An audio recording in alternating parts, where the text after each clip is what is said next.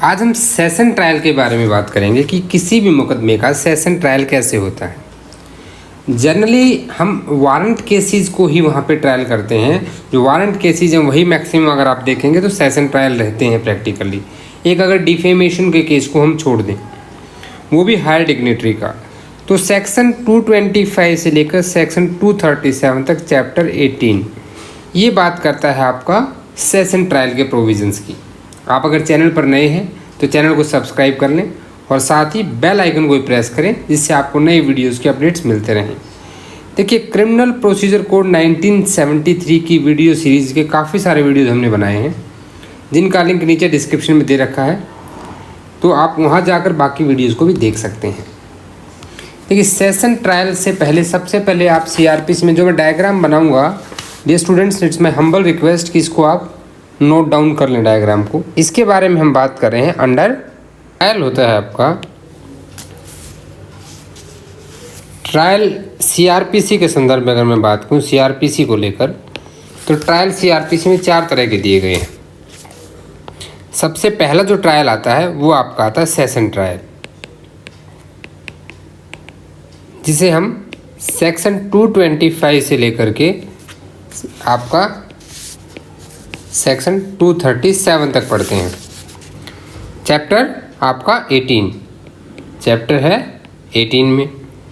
Then second आता है आपका चैप्टर, यहाँ लिख लेते हैं, chapter 19 chapter 18 of CRPC। Second बात करता है आपका वारंट ट्रायल की, warrant case trial, warrant case trial. ये जो आता है आपका ये सेक्शन 238 से लेकर के सेक्शन 250 तक। और थर्ड होता है आपका सम्मन केस ट्रायल। 2 तरह के केस होते हैं आपके, सम्मन केस और वारंट केस। यहाँ पे दोनों का सेक्शन 251 से 259 तक। और फिर फोर्थ स्टेज जो होती है वो होता है समरी ट्रायल, जो भाई किसी मुकदमे को शॉर्टकट तरीके से किया जा सके। इसके प्रोविजन दिए गए सेक्शन 260 से 265 तक। हालांकि जो प्ली बार्गेनिंग है आपका वो भी इसी में आता है, लेकिन वो ट्रायल नहीं कह सकते उसको, चैप्टर 22। तो 18 से 22 तक आप डिफरेंट ट्रायल्स के बारे में पढ़ेंगे। और आज हम बात करेंगे सेशन ट्रायल की, फ्रॉम सेक्शन 25 टू 237 आपका CRPC 1973 में। तो कोर्ट ऑफ सेशन के बारे में देखिए अभी क्या क्या है। एक चार्ट आपके सामने है, इस चार्ट को आप बना लीजिए। सेक्शन 9, सेक्शन 26, 204, 208, 193, 199, 2, इस पूरे चार्ट को आप एक बार वीडियो पॉज करके चाहे अपने नोट्स में बना लें।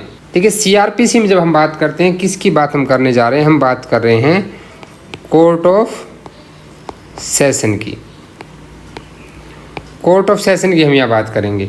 तो सबसे पहले कोर्ट ऑफ सेशन की बात कहाँ आती है, सेक्शन 9 में आती है कि एक कोर्ट ऑफ सेशन होना चाहिए इन एवरी सेशन डिवीज़न। उसके बाद सेक्शन 26 क्या बात करता है, ये एक जनरल रूल की बात करता है। क्या कहता है कि भाई जो सेशन कोर्ट है, मैं शॉर्टकट में लिख रहा हूँ, सेशन को court of session can try any offence given under IPC, any offence can be tried. ये चीज़ आपको सेक्शन 26 में मिल जाएगी, जहाँ पे दिया गया सेशन कोर्ट और हाई कोर्ट। अब उसके बाद आ जाइए 193। 193 एक जनरल रूल की बात करेगा। किसकी बात करेगा, जनरल रूल की बात करेगा। सेक्शन 193 इतनी सी बात कह रहा है, cognizance of court of session. क्या है इसका, कि जो कॉग्निजेंस है बाई कोर्ट ऑफ सेशन, ये इसकी बात करेगा। और यहाँ ये चीज़ हमने जब पढ़ी थी तो ये चीज़ हमने क्लियर कर ली थी कि सेशन कोर्ट डायरेक्ट कभी भी ओरिजिनल जुरिडिक्शन में किसी भी केस का जो कॉग्निजेंस नहीं लेगा, वो मैजिस्ट्रेट उसको क्या करेगा, कमिटल करेगा। कमिटल कहाँ करेगा, 209 में करेगा, यानी कि डायरेक्ट नहीं लेगा।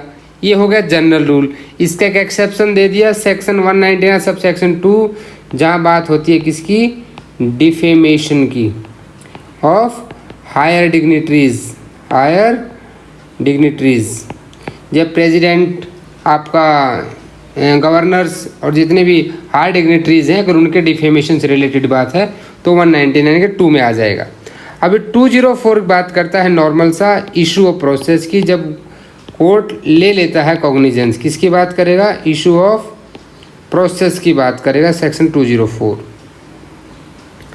अब 208 क्या कहता है कि अगर कोई offence exclusively tribal bye magistrate है तो in that case supply of the documents like police report, copy of FIR, आप स्टेटमेंट्स अंडर 1 सेक्शन 61 एंड 164, ये सारी स्टेटमेंट यहाँ पे देनी है। ये 208 बात करेगा। And now 209 it will talk about the committal. किसकी बात करेगा? कॉमिटल की, कि मैजिस्ट्रेट जो कॉग्निजेंस लेगा he will commit that case to the court of session. क्योंकि हमने पहले बात की थी, कॉमिटल हमेशा कोर्ट ऑफ सेशन को होता है। अब जब कॉमिटल हो जाता है तो केस कहाँ पहुँच जाता है? यहाँ आपका आ जाता है ब्यूटीफुल कोर्ट ऑफ सेशन। ये केस पहुँच गया कोर्ट ऑफ सेशन में, और चैप्टर 18 जो है वहाँ पे उसका सेशन ट्रायल चलाएगा अंडर सेक्शन 225 से। ये थी फॉरवर्ड जर्नी, एक रिवर्स जर्नी भी है। चैप्टर 24 किसकी बात करता है? देखिए ये बात करता है general provisions regarding inquiries and trials. General provisions to inquiry and trials की बात करता है, तो वहाँ पे सेक्शन 322, 323 और 324 ये बात करते हैं कि जब मैजिस्ट्रेट को लगता है कि ये केस कहाँ चला जाना चाहिए, कोर्ट ऑफ सेशन में चला जाना चाहिए, तो वो भी उस केस को कोर्ट ऑफ सेशन भेज सकता है। तो यहाँ भी हमारी जो फाइनल जो जर्नी बनती है, वो जो जर्नी हमारी यहाँ जर्नी जो हमारी बनेगी वो बनेगी हमारी कोर्ट ऑफ सेशन की।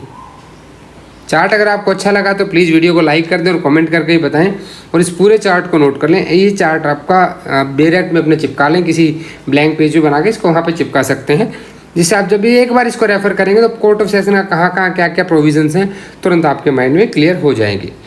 तो ये MK लीगल शिक्षा आपके लिए छोटा सा एक चार्ट लेकर आई है।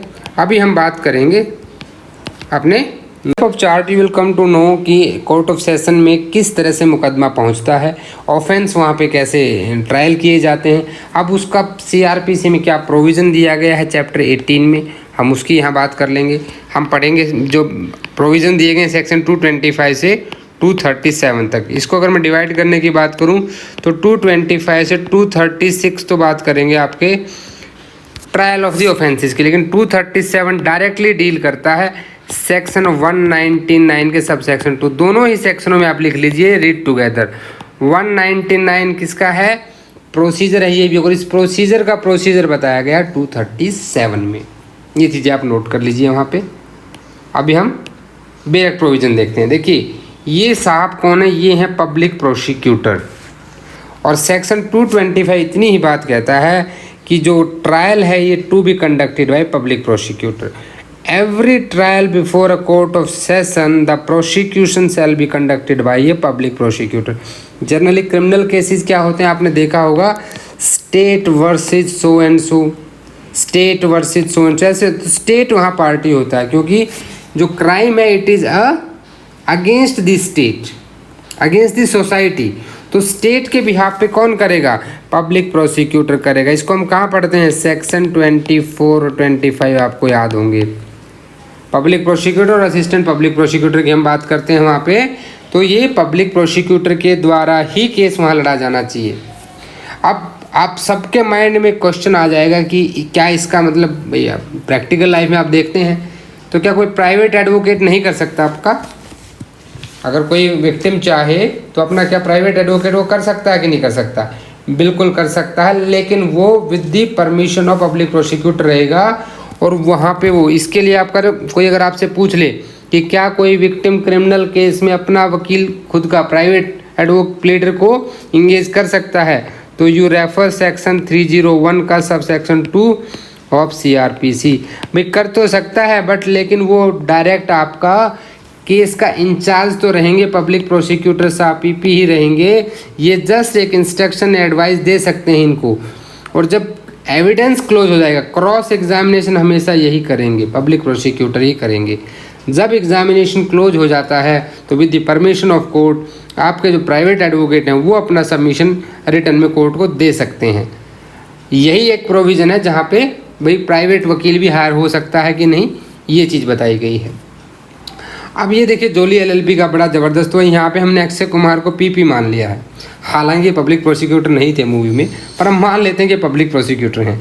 तो 226 यही कह रहा है कि opening case for the prosecution, तो सबसे पहले केस की ओपनिंग कौन करेगा, who will start, the public prosecutor will start. Prosecution होता है अभियोजन पक्ष, यानी कि जो विक्टिम की तरफ से होता है। तो जब भी एक्यूज्ड अपीयर होता है कोर्ट में या कोर्ट के सामने लाया जाता है in the commitment of the case under section 209 में, हमने क्या बात की थी अपने चार्ट में कि सेक्शन 209 में जब केस कमिट होके आता है, the prosecutor shall open his case by describing the charge brought against the accused. भाई कौन से आरोप लगाए गए हैं एक्यूज पे, इस बात को लेकर पब्लिक प्रोसिक्यूटर केस की ओपनिंग करता है और वो बताता है कि उसके पास ऐसे कौन से एविडेंस हैं जो वो देने वाला है एक्यूज को गिल्टी प्रूव करने के लिए। इससे कोर्ट को एक प्राइमा फेसा ये पता लग जाता है कि भाई केस में एक्चुअल में दम है कि नहीं है, एक्यूज के ऊपर सही में कुछ आरोप साबित हो रहे हैं या नहीं हो रहे हैं। अभी बैठे हैं जज साहब, अब इन्होंने सुना कि नहीं भाई पब्लिक प्रोसिक्यूटर की बात में कोई दम नहीं है, अब कोई चार्ज नहीं बनना, तो ही विल डिस्चार्ज। आप यहाँ पे डिस्चार्ज और एक्विटल में डिफरेंस समझिएगा, हम आगे एक्विटल भी पढ़ेंगे। डिस्चार्ज और एक्विटल में डिफरेंस समझना बहुत ज़रूरी है। If upon the consideration of record of the case the document submitted there, जो डॉक्यूमेंट उसके साथ आए हैं पूरे केस को समझने के बाद जज साहब को अगर लगा, जोली एलएलबी वाले ही जज साहब हैं हमारे, ठीक है, शुक्ला जी को यहाँ पे लगा कि नहीं यहाँ पे तो कोई केस नहीं बनता है, जज साहब ने क्या लगा, कंसिडर किया कि यहाँ पे कोई सफिशिएंट ग्राउंड ही नहीं है कि भाई एक्यूज के खिलाफ प्रोसीडिंग चलाई जाए, तो यहाँ पे उसको डिस्चार्ज कर दिया जाएगा। अभी हमने बात की कि डिस्चार्ज कुछ अलग चीज़ है और एक्विटल कुछ अलग चीज़ है, क्या डिफरेंस है। देखिए डिस्चार्ज हमेशा frame of issues, issue frame करने पर, सॉरी चार्ज, हम सिविल केस में इशू की बात करते हैं, ये हम चार्ज की बात करेंगे। फ्रेमिंग ऑफ चार्ज से पहले 228 में हम करते हैं, फ्रेमिंग ऑफ चार्ज से पहले अगर छोड़ दिया जाता है बिना चार्ज फ्रेम किए हुए देन उसको डिस्चार्ज बोलेंगे। अगर चार्ज फ्रेम करने के बाद उसको छोड़ दिया जाता तो उसे एक्विटल बोला जाएगा। क्या बोला जाएगा, एक्विटल बोला जाएगा। आई होप आपको दोनों में डिफरेंस समझ में आ गया होगा। सेक्शन 227 इसीलिए बात करता है कि यहाँ तक अभी हमारे डियर जज साहब ने चार्ज फ्रेम नहीं किए हैं, इन्होंने सिर्फ जो पब्लिक प्रोसिक्यूटर ने केस की ओपनिंग की 226 में जो डॉक्यूमेंट प्रोड्यूस किए on behalf of them those documents and उसकी ओपनिंग ऑफ केस जो उसने फैक्ट्स बताए हैं, उन सबको सुनने के बाद जज साहब को लगा कि नहीं यार केस में कोई दम नहीं है, एक्यूज के ऊपर कोई भी मुकदमा नहीं बन पा रहा है, कोई ऑफेंस साबित नहीं हो पा रहा, तो इन दैट केस उसको डिस्चार्ज कर दिया जाएगा। अब मान लीजिए दूसरी कंडीशन के आगे डिस्चार्ज नहीं करेंगे, डिस्चार्ज तो नहीं होगा, तो फिर नहीं होगा तो चार्ज फ्रेम करेंगे। मैंने क्या कहा, अगर फ्रेम ऑफ चार्ज से पहले 227 डिस्चार्ज है, इसके बाद आपका एक्विटल आएगा। If after such consideration and hearing of aforesaid the judge is of opinion that there is a ground, उसके बाद जज साहब को लगा कि यहाँ तो ग्राउंड है भाई इसके, यानी कि एक्यूज्ड ने ऑफेंस किया है ऐसा प्रतीत होता है। इसका मतलब ये बिल्कुल नहीं है कि उसने ऑफेंस किया उसको कन्विक्शन दे दो, नहीं, लेकिन यहाँ फ्रेम करेंगे चार्ज भी। लेकिन क्या क्या अपराध किए हैं, कौन से ऑफेंस किए हैं, फ्रेम ऑफ चार्जेस जो हम कहाँ से कहाँ पढ़ते हैं, 211 से 224 हमने प्रीवियस चैप्टर में चैप्टर 17 में ही पढ़ा है। तो यहाँ चार्ज लगाए जाएंगे उनके ऊपर। अगर ये मजिस्ट्रेट को लगता है कि कोर्ट ऑफ सेशन के द्वारा एक्सक्लूसिवली ट्रायबल नहीं है, यानी कि ये मुकदमा जो है कहाँ से पता लगता है आपको, वैसे तो फर्स्ट शेड्यूल से पता लगता है, फर्स्ट शेड्यूल ऑफ CRPC में दे रखा है पीछे ट्रायबल बाय हुम। और यहाँ पे उसके बाद जो धाराएं लगाई गई थी वो भले ही वो बता रहे हो, कोर्ट को लगता है कि नहीं ये धाराएं नहीं बनती, ये कोर्ट ऑफ सेशन को नहीं सुनना चाहिए मुकदमा, तो वो क्या करेगा वहाँ पे उसको वापस भेज देगा किसी judicial magistrate of first class को, या तो पहले CJM को भेजेगा या फिर जुडिशियल मैजिस्ट्रेट फर्स्ट क्लास को, और एक्यूज को डायरेक्शन देगा कि आप उस सीजेएम साहब के पास, चीफ जुडिशियल मैजिस्ट्रेट के पास या फिर जुडिशियल मैजिस्ट्रेट फर्स्ट क्लास के पास चले जाओ। देखिए यहाँ पे सबसे इम्पोर्टेंट क्या है कि 209 सेक्शन 209 में केस गया कमिट होके, कहाँ गया कमिट होके? कोर्ट ऑफ सेशन में। अब कोर्ट ऑफ सेशन का मूड लगा कि नहीं, इसे हम ट्रायल नहीं करेंगे, तो इन्होंने क्या किया? वापस भेज दिया। किसको? सीजेएम को, यानी जिसने कमिटल किया था उसके पास भेज दिया, या जुडिशियल मैजिस्ट्रेट फर्स्ट क्लास को कि आप ही इसकी सुनवाई करो, हमें नहीं करना है। And they shall try the offence in accordance with the procedure for the trial of warrant case. Warrant case अगला चैप्टर जो हम पढ़ने वाले हैं, वारंट केसेस के हिसाब से इसका ट्रायल होगा। क्योंकि देखिए जो जनरली कोर्ट ऑफ सेशन में जो मुकदमे जाते हैं वो वारंट केसेस के ही जाते हैं, मैक्सिमम केसेस जो यहाँ पे हैं। तो 209 में जो आया वो 226 में आपका वापस हो गया। और मैं आपको बता दूं कि पहले सिर्फ सीजेएम ही था, स्टार्टिंग में सिर्फ सीजेएम ही था। जो मैंने बोल्ड किया है ये बोल्ड, देखिए जो कोई चीज़ बोल्ड होती है तो उसका कुछ मीनिंग है।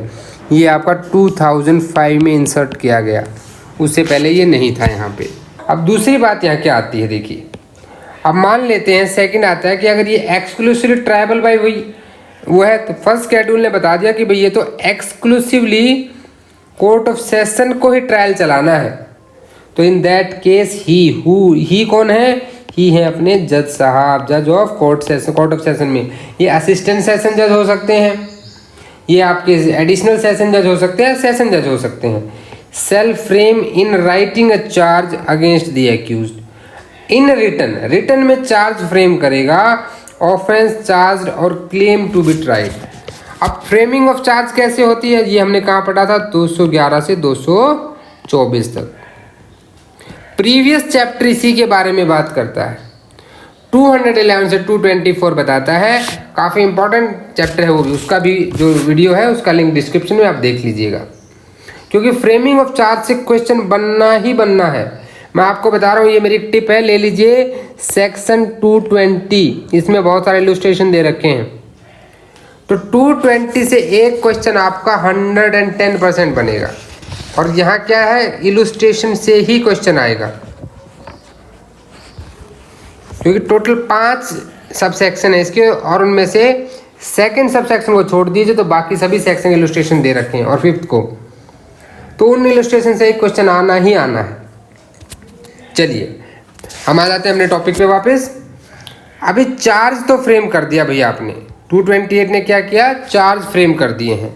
सब सेक्शन 2 क्या कहता है कि जब जज साहब ने क्या कर दिया? चार्ज फ्रेम कर दिए under the clause B of sub section 1, यानी कि जब वो exclusively triable by court of session था, तो उसके बाद क्या करेगा? He shall read and explain to the accused. भाई जो एक्यूज्ड खड़ा है वहाँ पे, उसको वो पढ़ के सुनाए जाएंगे कि तुम्हारी खिलाफ क्या चार्जेस फ्रेम किए गए हैं, और अगर उसको समझ में नहीं आता तो उन्हें एक्सप्लेन भी किया जाएगा कि तुम्हारे ऊपर ये आरोप क्यों बनते हैं। और उससे पूछा जाएगा कि हाँ भाई, आर यू प्लीड गिल्टी? अगर इससे कोई पूछेगा कि are you plead guilty, what he say? Rather ही से यस और नो। अगर वो यस बोलेगा तो गिल्टी हो जाएगा, और नो बोलेगा तो भाई एविडेंस लेंगे बाद में। तो उससे पूछा जाता है कि भाई तुम्हारे ऊपर जो आरोप लगे, क्या आप इन आरोपों को मानते हो? Are you plea guilty? अब प्ली गिल्टी होने के बाद क्या ऑप्शन आता है? अगर उसने कर दिया कि ओके यस में आंसर दिया, तो पहली कंडीशन आ गई। If the accused pleads guilty the जज शैल रिकॉर्ड द प्ली। भाई जज साहब क्या करेंगे? देखिए जज वर्ड यूज हुआ है। जब आप वारंट केस ट्रायल पढ़ेंगे ना, मैं इसलिए यहाँ वर्डिंग को बोल रहा हूँ, बेरेक्ट लैंग्वेज पे ना थोड़ा सा फोकस किया करें। जो 229 में है, इन चीज़ों को जब आप वारंट केस में पढ़ेंगे वहाँ पे जाके, तो देखिएगा वहाँ लैंग्वेज में सिर्फ और सिर्फ एक ही डिफरेंस आता है, और वो डिफरेंस आता है आपका जज की जगह पे आ जाएगा मैजिस्ट्रेट। आप चाहें तो देख सकते हैं सेक्शन 241 में, वहाँ पे क्लियरली लिखा होगा कि if the accused plead guilty the magistrate, यहाँ पे सिर्फ मैजिस्ट्रेट, एक ही वर्ड चेंज होगा, shall record the plea and may in his discretion convict him thereon. बिल्कुल सेम लैंग्वेज है 241 की, यहाँ भी लिख सकते हैं आप।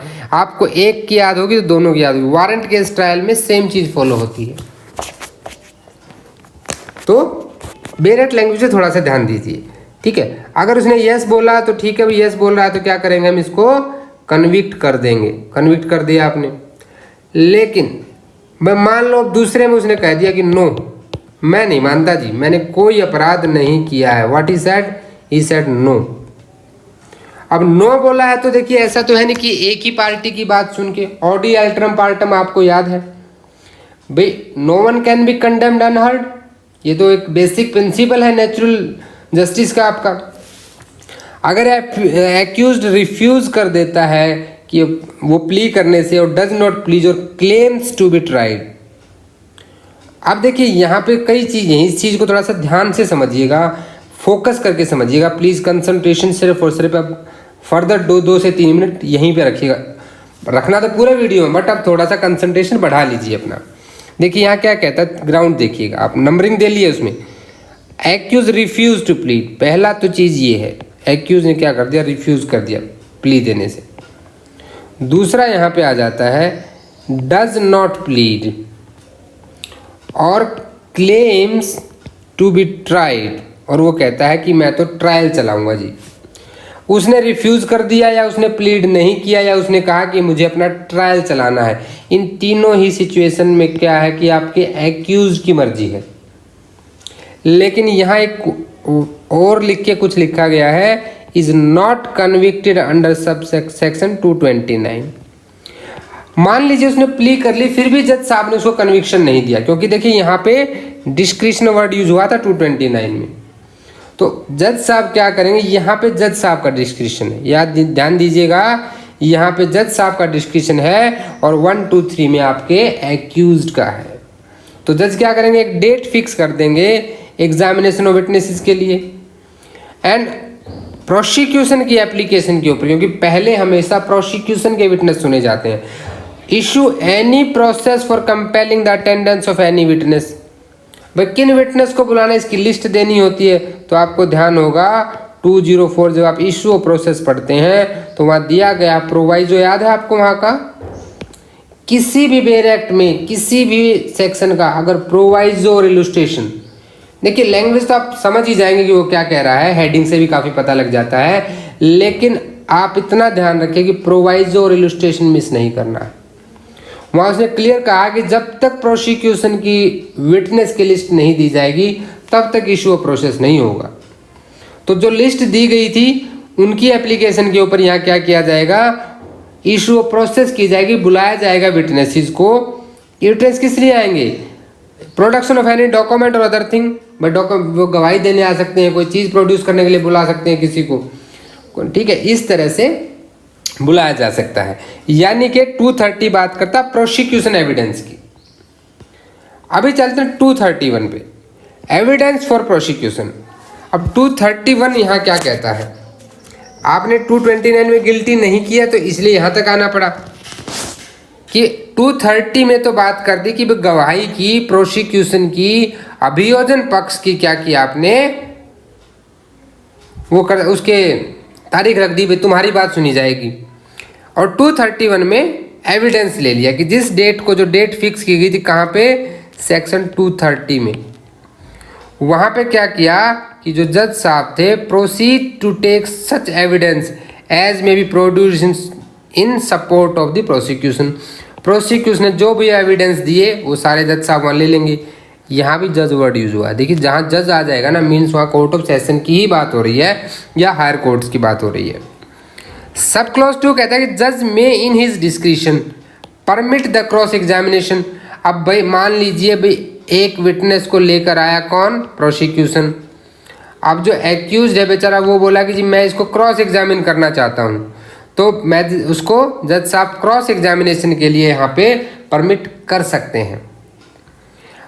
और अगर वो क्या परमिट नहीं करते हैं, मान लीजिए वो परमिट नहीं करते हैं, तो क्या करेंगे, वो इस परमिशन को डेफर कर देंगे। डेफर्ड मतलब इसको फर्दर पोस्टपोन कर दिया जाएगा कि भाई जब तक बाकी सारे विटनेसेस की, जो तो विटनेस बचा है, कोई दूसरा ज़्यादा विटनेस बचे हैं, सबकी गवाही जब तक ख़त्म नहीं होती, सारे विटनेस नहीं ले लिए जाते, तब तक आप इसको क्रॉस एग्जामिन नहीं करोगे, बाद में करोगे, पोस्टपोन कर दिया। या फिर वो किसी को जो चला गया गवाही देगा उसको रिकॉल कर सकता है क्रॉस एग्जामिनेशन के लिए। Section 138 of Indian evidence act आपको याद होगा, जो एग्जामिनेशन इन चीफ की बात करता है। एग्जामिनेशन कौन करता है? आपका पार्टी जो बुलाती है। क्रॉस एग्जामिनेशन हमेशा अदर पार्टी, एडवर्स पार्टी करती है, और री एग्जामिनेशन उसके क्रॉस एग्जामिनेशन के बाद सेम पार्टी करती है। अब प्रोसिक्यूशन का एविडेंस ले लिया गया, तो भाई डिफेंस की बात भी तो सुनो, एक्यूज के बारे में भी सुनो। लेकिन जज साहब को प्रोसिक्यूशन के एविडेंस के बाद, देखिए अभी तक हमने एक्यूज को नहीं सुना है, यहाँ पे सिर्फ प्रोसिक्यूशन का एविडेंस लिया, और जज साहब को क्या लगा एविडेंस लेने के बाद, जो कि जितने भी एक्यूज को फिर एग्जामिन किया गया, अभी तक एग्जामिन नहीं हुआ था, ये एविडेंस लेने के बाद किसको एग्जामिन किया गया? एक्यूज को एग्जामिन किया गया, और प्रोसिक्यूशन की बात भी सुनी गई, और डिफेंस की भी, उसके बारे में जो डिफेंस ने अपनी बात रखी, और जज साहब को लगा कि यहाँ पे कोई ऐसा एविडेंस नहीं है जो एक्यूज्ड को ये दिखाए कि उसने ऑफेंस किया है। तो वहाँ जज साहब क्या करेंगे? वहाँ जज साहब रिकॉर्ड करेंगे ऑर्डर ऑफ एक्विटल, यानी कि 232 में उसको एक्विटल दे दिया जाएगा। देखिए दोनों चीज़ों में डिफरेंस है, समझिए। 227 में आपने बात की थी, 227 में हमने बात की थी डिस्चार्ज की, और 232 में हम बात कर रहे हैं एक्विटल की। दोनों चीज़ें लगभग देखा जाए तो सेम ही, अभी एक्यूज को छोड़ा जा रहा है, लेकिन डिस्चार्ज हमेशा फ्रेम ऑफ इशू से पहले होता है, और एक्विटल आप इशू ऑफ फ्रेम के बाद होता है। डिस्चार्ज आपका अनकम्प्लीट जो ट्रायल है उसके अंडर में आता है, और जबकि आपका एक्विटल जो वो कंप्लीट ट्रायल के उसमें आता है। अब मान लीजिए भाई यहाँ पे एक्विटल नहीं होता है, तो फिर क्या करेंगे? फिर दिया जाएगा डिफेंस को टाइम, एंटरिंग अपॉन डिफेंस, यानी कि अभी एक्यूज के विटनेस को बुलाओ भाई, जो डिफेंस है, तुम एक्यूज अपने डिफेंस में कुछ कहेगा। तो यहाँ पे क्या है कि जहाँ पे एक्यूज नॉट एक्विटेड, एक्विटल नहीं मिला उसको, तो he shall be called upon to enter his defence, तो उसको बुलाया जाए, तुम अपना डिफेंस बताओ, अभी क्या तुम्हारे पास कोई एविडेंस है तो इसकी सपोर्ट में दिखाओ हमें। तो एक्यूज क्या करता है? एक रिटन स्टेटमेंट देगा भाई, जो उसके पर आरोप, यहाँ पे एक्यूज क्या करेगा? एक रिटन स्टेटमेंट देगा, और जज साहब क्या करेंगे? इसको रिकॉर्ड में फाइल कर लेंगे। कहाँ फाइल कर लेंगे? रिकॉर्ड में फाइल कर लेंगे। फिर क्या आता है कि अगर एक्यूज अप्लाई करता है for the issue of any process, यानी कि फिर अपने विटनेस को बुलाने के लिए एक्यूज एप्लीकेशन देगा कि जी मेरे विटनेस, उनको बुला लिया जाए। और सब सेक्शन 3 इतनी बात कहता है कि जज साहब इशू कर देंगे सच प्रोसेस, ही मतलब आपके जज साहब, अनलेस जज considers for the reason to be recorded, reason record करेंगे कि जो एप्लीकेशन वो रिफ्यूज़ कर दी जाए, यानी जो विटनेस बुलाना चाहता है एक्यूज, उस एप्लीकेशन को जज साहब ने क्या कर दिया? रिफ्यूज़ कर दिया इशू ऑफ प्रोसेस करने से। क्यों कर दिया? क्योंकि उनको लगा कि ये वैक्सियस और डिले और for defeating the end of justice है, और इस बात का वो रीज़न रिकॉर्ड करेंगे। क्या करेंगे? रीज़न रिकॉर्ड करना है। अब आ जाते हैं 234 पे, जो आर्गूमेंट्स की बात कर रहे हैं। देखिए आपने अभी तक क्या हुआ, आपने प्रोसिक्यूशन का एविडेंस ले लिया, डिफेंस का एविडेंस ले लिया। जब एग्जामिनेशन ऑफ द विटनेस होता है for the defence is complete, यानी कि डिफेंस के जो गवाह थे वो बुलाए गए 233 में, और अब उनका जो एविडेंस है वो यहाँ पे क्लियर हो गया है। अब क्लियर होने के बाद यहाँ पे क्या है कि जो प्रोसिक्यूटर है सेल सम अप, देखिए आपको ध्यान होगा कि जो हमने सेक्शन 226 किया था, सेक्शन 226 में ओपनिंग ऑफ केस किसने की थी? अक्षय कुमार साहब को हमने वहाँ पब्लिक प्रोसिक्यूटर मान लिया था, जोली LLB वाले को।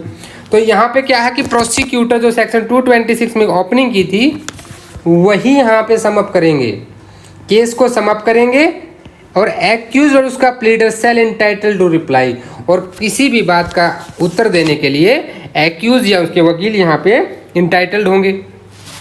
अब प्रोवाइजो देखिए, ये प्रोवाइजो यहाँ पे इंपॉर्टेंट हो जाता है।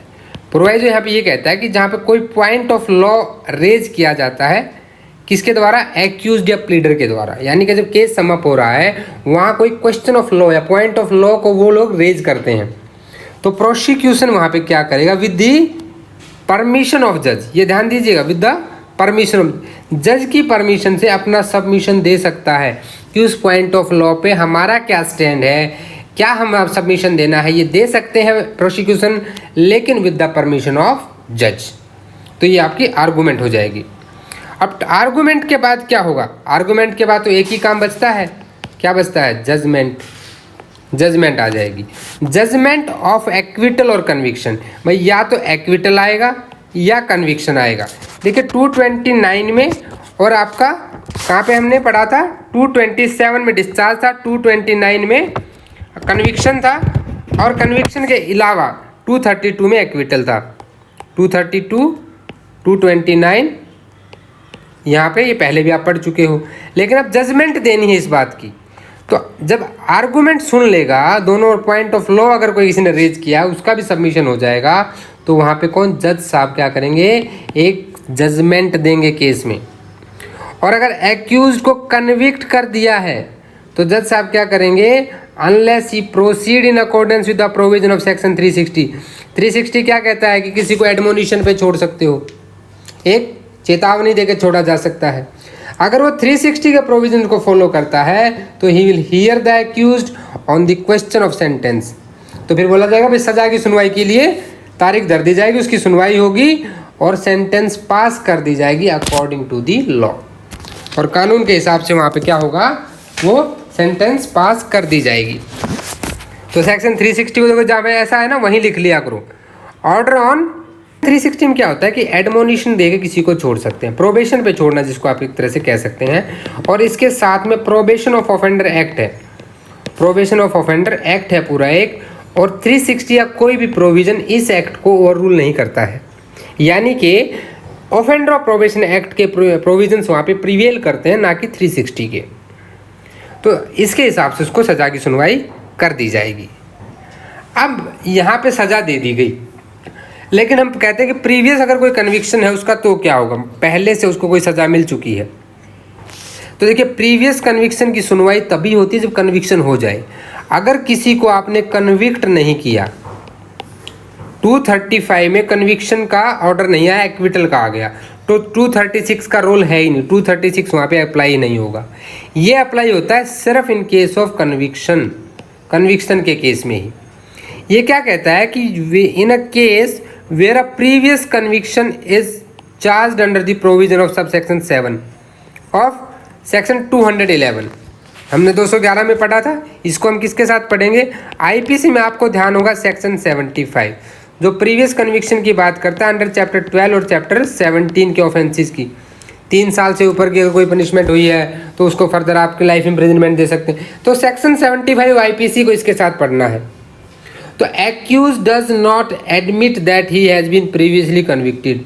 अब उसने क्या कहा कि जो चार्ज लगा है मेरे ऊपर, 211 में क्या हुआ था? चार्ज का फॉर्मेट बताया गया था। अब 211 में चार्ज के फॉर्मेट में प्रीवियस कन्विक्शन लगाया गया और एक्यूज ने कह दिया कि जी मेरा तो प्रीवियस कन्विक्शन हुआ ही नहीं है, मैं पहले कभी भी सजा नहीं हुई मुझे। तो वहाँ पे जज क्या करेंगे? आफ्टर ही हैज़ कन्विक्टेड, इस चीज़ को ना आप बिल्कुल अपना हाइलाइटर से हाईलाइट कर लें। ये जज में आफ्टर हिज कन्विक्शन, कन्विक्शन के बाद ही ये चीज़ फॉलो होगी कि 229 में जो आपने इसको कन्विक्शन दे दिया या 235 में जजमेंट सुना दी, एविडेंस ले सकता है in respect of alleged previous conviction और shall record of finding thereon, तभी प्रीवियस कन्विक्शन से रिलेटेड जो प्रोसिक्यूशन एविडेंस देगा कि नहीं जी इसकी तो सजा हुई थी पहले, सबूत दो, तो ये सबूत उसके कन्विक्शन के बाद ही दिए जाएंगे। प्रोवाइजो पढ़िएगा यहाँ का, बहुत इंपॉर्टेंट है। मैं बता रहा हूँ प्रोवाइजो ना, अगर ये समझ लिया, समझिए आपको सेक्शन पूरा क्लियर हो गया। प्रोवाइजो और इलस्ट्रेशन में आपको बार बार कहता हूँ बहुत इंपॉर्टेंट है। ये कहता है कि no such charge shall be read out by जज nor shall be accused be asked to plead. ना तो ऐसा कोई चार्ज पढ़ा जाएगा जज के द्वारा और ना ही प्ली के लिए पूछा जाएगा। चार्ज नहीं पढ़ा जाएगा तो प्ली के लिए कैसे पूछना?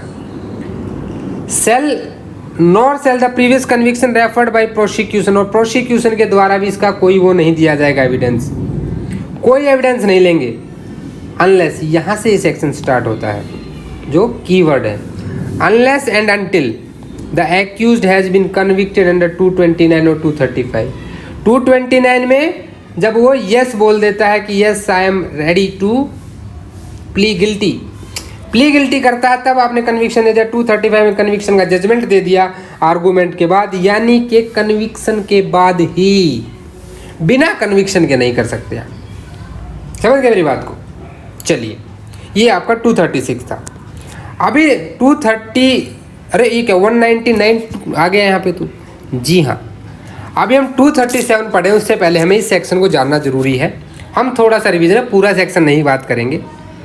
ये कॉग्निजेंस से रिलेटेड बातें करता है कि कौन सा कोर्ट कब कॉग्निजेंस लेता है। और हम पहले पढ़ चुके हैं कि 193 कहता है कि कोर्ट ऑफ सेशन जो है वो कमिटल में ही लेगा, ऐसे नहीं लेगा। अब प्रोसिक्यूशन फॉर डिफेमेशन, हमने वहाँ पे पढ़ा था कि किसी प्रेसिडेंट ऑफ इंडिया का, कोई vice president of India, governor of state and administrator of union territory, देखिए मैंने इसको रेड कलर किया है, और रीज़न भी बताऊंगा क्यों किया है। आप इन चीज़ों को जो मैं अलग से हाईलाइट या अलग कलर या अलग बोल्ड करता हूँ, उनको प्लीज़ आप भी अलग से हाईलाइट कर लें।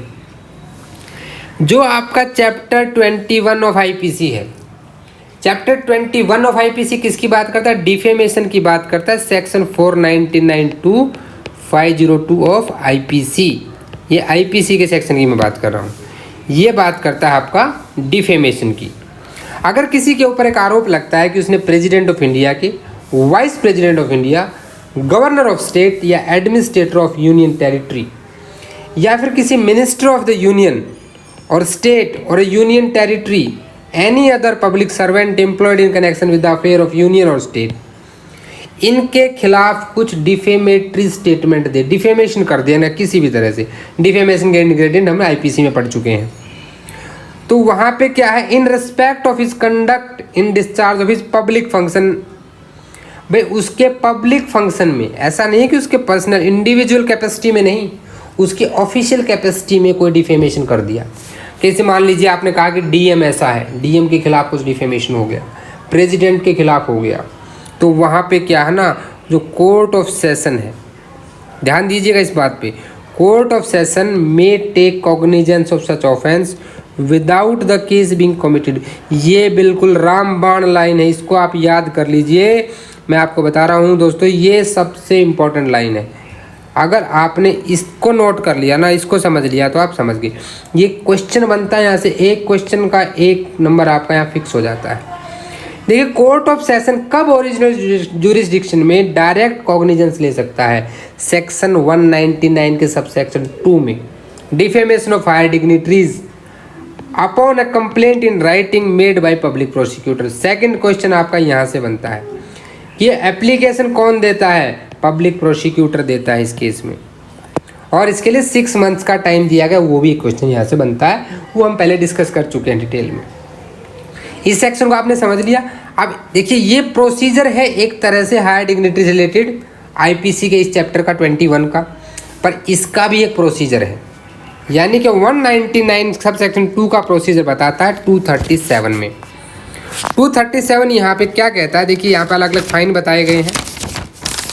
टोटल यहाँ पे 8 सब सेक्शन है 237 में, 1 से लेकर के 8 तक सब सेक्शन हम पढ़ेंगे, और सभी बात करते हैं रिगार्डिंग दी सेक्शन 199 सब सेक्शन 2 की।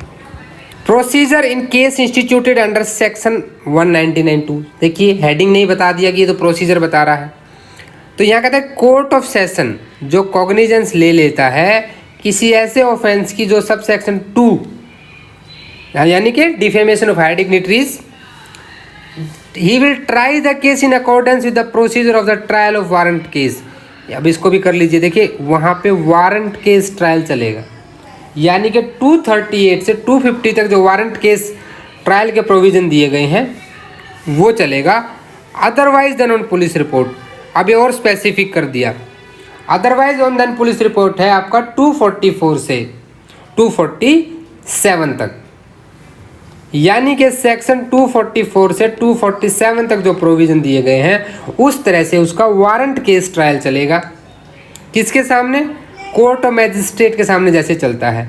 अब प्रोवाइजो देखिए, प्रोवाइजो यहाँ पे क्या कहता है, ये इंपॉर्टेंट है कि that the person against whom the offence is alleged to have been committed shall, unless the court of session reason to be recorded, otherwise direct be examined as witness for the prosecution। ये कहता है कि जिस व्यक्ति ने defamation किया उसको गवाह के तौर पे बुलाना चाहते हो, तो जब तक court of session reason record नहीं करेगा, ऐसी डायरेक्शन नहीं देगा कि जिसके ऊपर आपने आरोप लगाया उसे विटनेस के तौर पे आप बुलाओगे, तब तक नहीं बुला सकते। सब सेक्शन 2 कहता है कि every trial under this section shall be held in camera.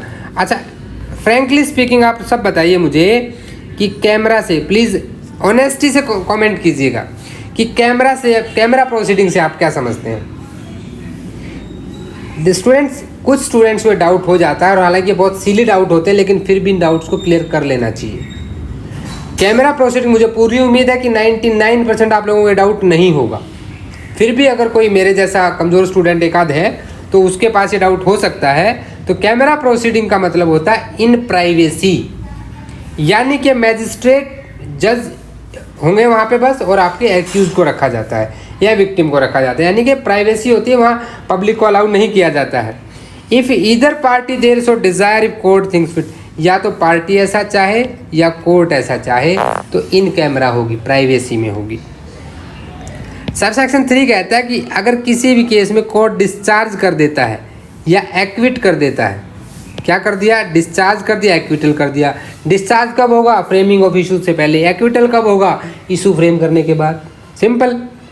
तो वहाँ पे कोर्ट क्या करेगा, अगर कोर्ट को लगता है उसके ओपिनियन से कि वहाँ कोई रीजनेबल कॉज नहीं था कि उसके खिलाफ ये आरोप लगाया जाए, बेचारे को फंसा दिया गया है, तो क्या करेगा, वो एक ऑर्डर पास करेगा डिस्चार्ज और एक्विटल का, और डायरेक्ट करेगा उस पर्सन को, कौन व्यक्ति, जिसने कंप्लेन की थी, जिसके खिलाफ आरोप लगाया गया था, जिसके खिलाफ डिफेमेशन की बात कही गई थी उसके। लेकिन देखिए मैंने वहाँ रेड में क्यों किया था, बताता हूँ आपको। Other than president, vice president, governor of state और एडमिनिस्ट्रेटर ऑफ यूनियन टेरिटरी, इन्हीं को मैंने रेड में किया था पिछली बार, देख लीजिएगा थोड़ा सा वीडियो रिवाइंड करके।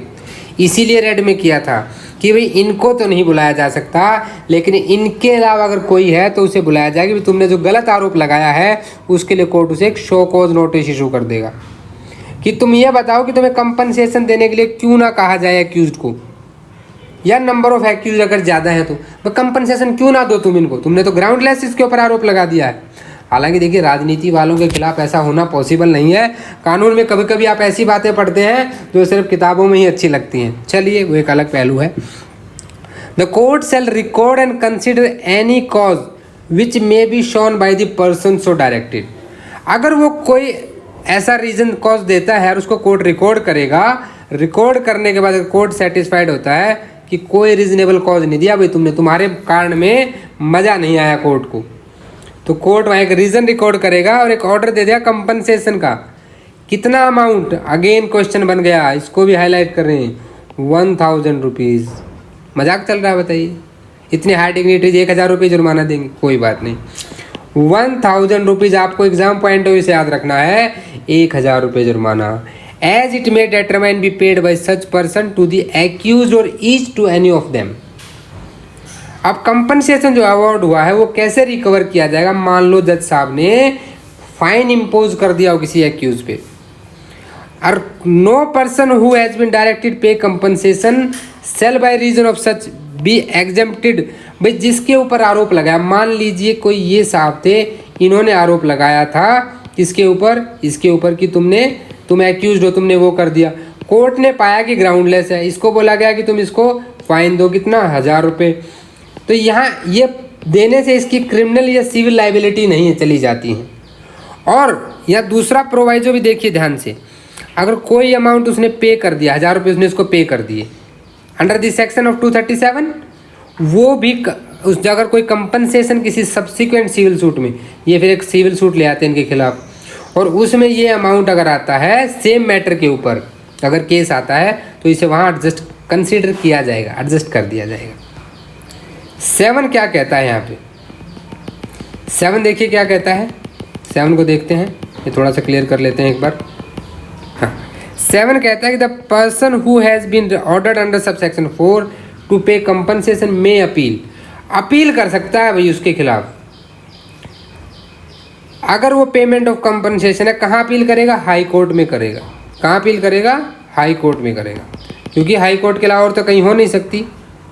सेशन कोर्ट में मुकदमा ही चल रहा है तो कहाँ होगी, हाई कोर्ट में अपील।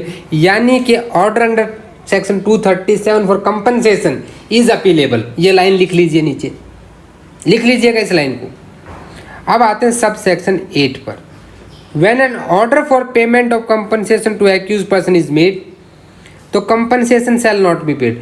भाई जब तक देखिए आपकी अपील का समय ख़त्म नहीं होता है या अपील जब तक डिस्पोज नहीं होती है, जब तक अपील डिसाइड नहीं होती, तब तक ये 1000 रुपये देने की भी ज़रूरत नहीं है। यानी कि जब उसका अपील का पीरियड ख़त्म हो जाता है या अपील डिसाइड हो जाती है तो ही पे करना है, अदरवाइज तब तक उसको पे करने की ज़रूरत नहीं है। फ्रेंड्स, यहाँ तक आपने आज सेशन ट्रायल को समझा। वीडियो थोड़ा सा फास्ट हो सकता था, कई सारी चीज़ें कवर करनी थी, तो आई होप आपको अच्छे से क्लियर हुआ होगा। तो dear friends, thanks for watching this video. अगर आपके कोई भी डाउट है तो प्लीज़ मुझे कमेंट करके ज़रूर बताएं। अगर आपको वीडियो अच्छा लगा तो लाइक करें। चैनल को मुझे पूरा विश्वास है कि आपने सब्सक्राइब कर लिया होगा। आप मुझे मेल कर सकते हैं, आपके सजेशंस भी मेल कर सकते हैं अगर मेरी तरफ से वीडियोज़ में और कुछ इंप्रूवमेंट किया जा सकता है। क्योंकि देखिए लिसनर साइड से, स्टूडेंट एंगल से आप मुझसे बेहतर सोच सकते हैं, मुझे गाइड कर सकते हैं, एडवाइस कर सकते हैं और मुझे बता सकते हैं कि आपको यहाँ इंप्रूवमेंट की ज़रूरत है। Then definitely I will consider your comments and suggestions. आप टेलीग्राम चैनल पर जुड़िए जहाँ बहुत सारा स्टडी मटेरियल शेयर होता है, क्वेश्चन पोल होती है। आप हमें इंस्टाग्राम पर भी फॉलो कर सकते हैं। अगर वीडियो आपके लिए सही में हेल्पफुल है तो देखिए लाइक ज़रूर कर दिया करें। लाइक बढ़ने से एक मोटिवेशनल फैक्टर होता है। वीडियो अच्छे हैं तो अपने दोस्तों के साथ भी शेयर करें। तो मिलते हैं नेक्स्ट वीडियो में, तब तक के लिए take care, bye bye, good day, जय हिंद।